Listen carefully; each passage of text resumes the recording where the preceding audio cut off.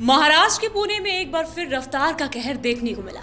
सोमवार की सुबह सुबह एक दिल दहला देने वाला हादसा हुआ। फुटपाथ पर सो रहे 9 लोगों को एक डंपर ने कुचल दिया। हादसे में 3 लोगों की मौके पर ही मौत हो गई और 6 अन्य लोग गंभीर रूप से घायल हो गए, जिन्हें अस्पताल में इलाज के लिए भर्ती कराया गया है। मौके पर पुलिस अधिकारी पहुंचे हैं। डंपर से कुचले लोगों में एक नवजात समेत 2 बच्चे भी शामिल हैं। घटना पुणे शहर के वाघोली चौक इलाके में आधी रात को हुई। फुटपाथ पर सो रहे 2 बच्चों सहित 3 लोगों की मौत हुई है। 6 अन्य घायल हो गए हैं। घायल लोगों में सभी की हालत गंभीर बताई जा रही है।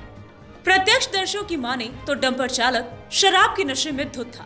पुलिस ने चालक को आगे की जांच के लिए मोटर वाहन अधिनियम और BNS की संबंधित धाराओं के तहत गिरफ्तार किया है। ड्राइवर को मेडिकल के लिए ले जाया गया है।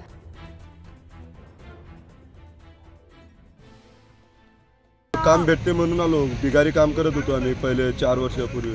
4 वर्ष झाले सर, इथून आम्ही कुठं गेलो नाही, कुठं हल्लो नाही आणि इथं झोपल्याच्या नंतर या ऑटोमॅटिक घेऊन डायरेक्ट हे केलं।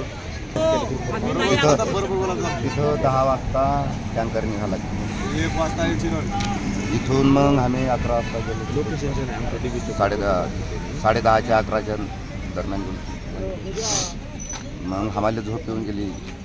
झोप आल्याच्या नंतर अपघे बस तिथून 1 वाजता अपघे ट्रक टाकून दिला। मग मले चवीतून उठलो, मग झोपेतून उठलो, पोट्याले पकडायला गेलो। पोट्यानं जीव सोडून दिला। पोरीच्या तोंडातून रक्त, लाईन्या, मायाला पोरगा पुतण्या ते बी जागावर। अरे आजच आलो अमरावती जिल्ह्याहून। अमरावती आम्ही आहोत तालुका Nandgaon Khandeshwar.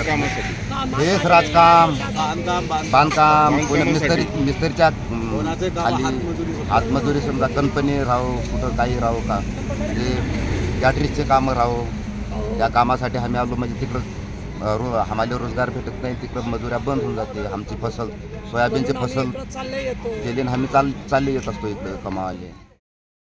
Bureau report, VSRS news, Pune, Maharashtra.